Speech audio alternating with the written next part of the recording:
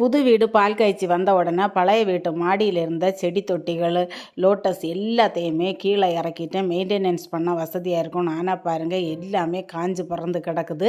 அதனால் பழையபடி கொஞ்சம் கொஞ்சமாக எல்லாத்தையும் பழைய வீட்டு மாடியிலே கொண்டு வந்து வச்சுட்டேன்.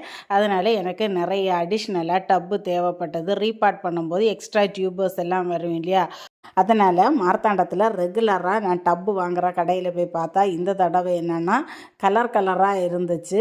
சிவப்பு கலர் சிங்கிச்சா, பச்சை கலர் சிங்கிச்சா, மஞ்சள் கலர் சிங்கிச்சான்னு சொல்லிக்கிட்டு இந்த பச்சை கலர் மட்டும் ரொம்ப வித்தியாசமாக இருந்ததுனால அது வேண்டாம் அப்படின்னு எடுத்து வச்சுட்டு மற்ற கலரில் ஒரு 10 டப்பு வாங்கினேன். 10 டப்பு வந்து ஒன்றுக்கு 90 ரூபா ரேட்டு போட்டு கொடுத்தாங்க. இதுக்கு முன்னாடி வந்து 95 ரூபா வச்சு வாங்கிட்டு இருந்தேன். இந்த தடவை மறுபடி கொஞ்சம் கூட கம்மி பண்ணி கொடுத்துருந்தாங்க. அதோட சேர்த்து ஃப்ரீசரில் வந்து வைக்கிறதுக்காக நான் இந்த பாக்ஸ் வாங்கியிருந்தேன்.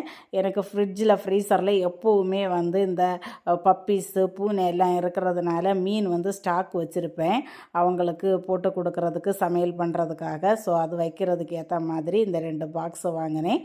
மொத்தமாக சேர்த்து வந்து 1100 ரூபா கொடுத்தேன். இந்த பாட்டு 900 ரூபாயும் பாக்ஸ் 2ம் சேர்த்து 200 ரூபாயும் அப்படின்னு சொல்லிட்டு அந்த கடையில் உள்ள பெரியவரே வந்து வண்டியில் கட்டி வச்சு கொடுத்துட்டாங்க. இதை வச்சுட்டு நான் வண்டியில் வரும்போது எல்லாரும் என்னை வந்து வித்தியாசமாக பார்த்தாங்க.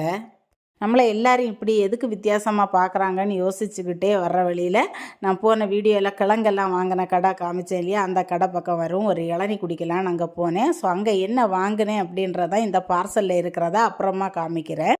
அந்த நேரத்தில் தான் எனக்கு ஒரு ஷாக்கு காத்துக்கிட்டு இருந்தது. ஒரு சிஸ்டர் என்னையை பார்த்து சேல்ஸுக்கா அப்படின்னு கேட்டாங்க. அப்போ தான் மற்றவங்க எதுக்கு என்னை வித்தியாசமாக பார்த்தாங்கன்னு புரிஞ்சுது. இல்லை, என்னுடைய சொந்த அவசியத்துக்கு தான் நான் நிறைய லோட்டஸ், வாட்டர் லில்லி எல்லாம் வச்சுருக்கேன் அப்படின்னு சொல்லவும், அப்படியா அப்படின்னு சொல்லிட்டு அவங்க மொபைலை ஆன் பண்ணி அவங்க மொபைலில் இருக்கக்கூடிய நிறைய லோட்டஸ், வாட்டர் லில்லி எல்லாம் என்கிட்ட காமிச்சாங்க. உங்கள் வீடு எங்கே இருக்குது, நான் லோட்டஸ் வாங்க வாரேன் அப்படின்னு சொல்லவும் எனக்கு ஹாப்பி ஆயிடுச்சு. 100 ரூபா ஆட்டோக்கு லாபம் பார்த்ததில் இப்படி நம்மளை 4 பேர் வித்தியாசமாக பார்க்குற அளவுக்கு ஆயிடுச்சு அப்படின்றது கொஞ்சம் மனசுக்கு கஷ்டமாக இருந்தாலும் புதுசாக ஒரு நட்பு கிடச்சிதே அப்படின்றத நினச்சி சந்தோஷப்பட்டு கஷ்டத்தை தூக்கி ஓரமாக வச்சுக்கிட்டு அடுத்த வேலையை பார்த்து கிளம்பி போயிட்டே இருப்போம் அப்படின்னு முடிவு பண்ணிட்டேன். நான் சொல்கிறது சரிதானே? நீங்கள் எப்படி?